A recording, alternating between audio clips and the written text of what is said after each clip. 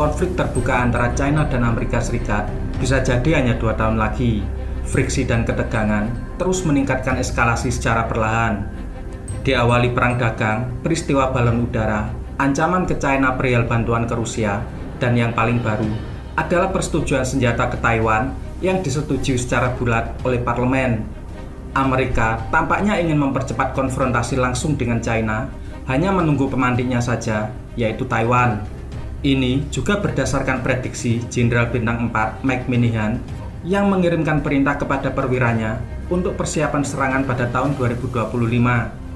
Mengenai Taiwan, Xi Jinping telah mengatakan bahwa masalah tersebut tidak akan diwariskan dari generasi ke generasi. Ini membuat beberapa analis berpendapat bahwa Xi Jinping menganggap unifikasi sebagai tugasnya untuk diselesaikan. Tujuan Xi Jinping mengamankan jabatannya untuk ketiga kalinya tampaknya didorong oleh rasa tanggung jawab menyelesaikan beban yang telah mendera negaranya selama puluhan tahun. Xi Jinping ingin Taiwan kembali sebelum masa jabatannya berakhir. Di bawah Xi, militer China telah membuat kemajuan yang sangat pesat untuk menjadi kekuatan tempur kelas dunia yang setara dengan Amerika Serikat pada tahun 2050. Banyak sekali prediksi waktu soal kapan China melakukan invasi militer ke Taiwan. Ada yang mengatakan pada tahun 2027, yaitu saat peringatan 100 tahun berdirinya Tentara Pembebasan Rakyat. Ada yang memperkirakan pada tahun 2049 saat peringatan 100 tahun berdirinya Republik Rakyat Cina.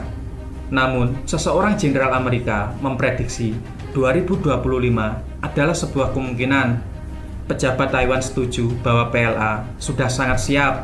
Menteri Pertahanan Taiwan, Zhou Guocheng, mengatakan pada tahun lalu bahwa militer China akan sepenuhnya siap untuk melakukan invasi pada tahun 2025. Kekuatan militer China di atas kertas sudah sangat siap untuk merebut Taiwan. Tetapi, apakah China bersedia bertaruh pada konfrontasi dengan Amerika Serikat yang kemungkinan akan menyeret Jepang dan Korea Selatan untuk ikut serta? Situasi ini mungkin membuat China berhitung dengan sangat cermat. Jepang telah meningkatkan anggaran militernya dengan sangat luar biasa karena melihat potensi kekuatan China yang semakin tidak terbendung. Korea Selatan telah berevolusi menjadi manufaktur militer yang banyak mengekspor tank dan senjatanya ke Eropa. Jika terlalu lama merebut Taiwan, Amerika juga bisa menggelontorkan senjata ke Taiwan yang akan memperkuat kemampuan militernya. China melakukan perhitungan semua ini dengan sangat teliti. Di bawah Presiden Tsai Ing-wen yang akan mundur setelah pemilu pada Januari 2024, Taipei telah memperkuat diplomasi informal dengan negara sekutu dan memposisikan dirinya sebagai benteng melawan China di wilayah tersebut. Pemimpin China memiliki keyakinan bahwa Timur meningkat dan Barat sedang menurun. Ini membuat Xi berpikir jernih dan mampu menunggu untuk situasi yang tepat. Pendekatan China adalah pencegahan militer garis batas, di mana mereka mendorong sedekat mungkin, tetapi tidak pernah melewati garis ke dalam konflik terbuka. Bahkan, dengan meningkatnya frekuensi operasi Angkatan Laut dan Angkatan Udara PLA yang melintasi Selat Taiwan dan di sekitar Taiwan, belum ada satupun kasus kerusakan fisik dan pertumpahan darah. Lalu, bagaimana jalannya pertempuran jika konfrontasi benar-benar terjadi pada tahun 2025? Ada kemungkinan Cina membaca situasi pada tahun 2024, di mana akan ada 2 momentum besar, yaitu pemilu Amerika Serikat dan pemilu Taiwan. China memperkirakan Taiwan dan Amerika akan terjadi polarisasi politik yang sangat kuat, yang sedikit banyak bisa menguntungkan posisi China. Pada tahun 2024 diperkirakan China akan melipat gandakan kekuatan angkatan laut dan angkatan udaranya, sehingga pada tahun 2025 adalah waktu yang ideal untuk serangan. Tetapi prediksi perang 2 tahun lagi mungkin perkiraan yang terlalu berani dan spekulatif. Jika pecah perang Amerika dan China, diperkirakan akan terjadi pertempuran angkatan udara dan angkatan laut yang terbesar sepanjang sejarah. Pertarungan di daratan China atau Amerika tidak akan terjadi karena China terlalu luas dan penduduknya terlalu besar, sementara Amerika jaraknya terlalu jauh untuk serangan langsung. Kerentanan utama China adalah gugusan pulau yang mengelilinginya dan mengisolasi dari Laut Cina Selatan, memiliki jalur yang sempit ke Samudra Hindia, Mindanao, Luzon, Kalimantan, Jawa, dan Sumatera.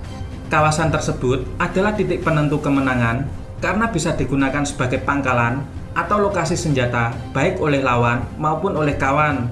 Kerentanan Cina yang lain ada di Laut Cina Timur, di mana terdapat deretan pulau Jepang dan Korea Selatan yang nyata-nyata bermusuhan dengan Cina.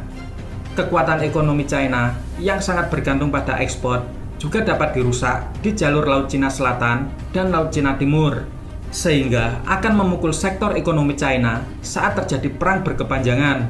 Jalur perdagangan bisa dilumpuhkan oleh kapal induk Amerika dan armada lautnya seperti Selat Malaka, Selat Sunda, Lombok, Karimata, dan Makassar.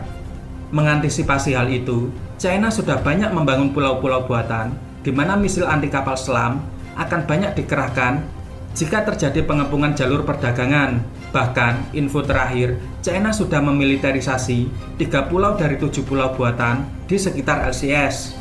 Pulau buatan ini didesain bak kapal induk yang tidak akan bisa tenggelam dengan persenjataan mutakhir, misil anti kapal selam, rudal anti pesawat, elektronik jamming, senjata laser, serta pangkalan jet.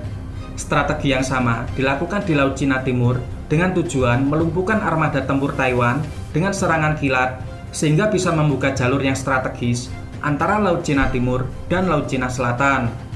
Jika benar perang Amerika-China terjadi pada tahun 2025, pertama kalinya kita akan melihat berbagai peralatan tempur canggih digunakan, mulai dari kapal induk, pembom strategis, rudal balistik, pesawat siluman, bahkan nuklir. Namun, kita berharap semua pihak bisa menemukan solusi damai, sebab bencana perang itu berada sangat dekat dengan kita, bahkan berada di beranda rumah kita sendiri.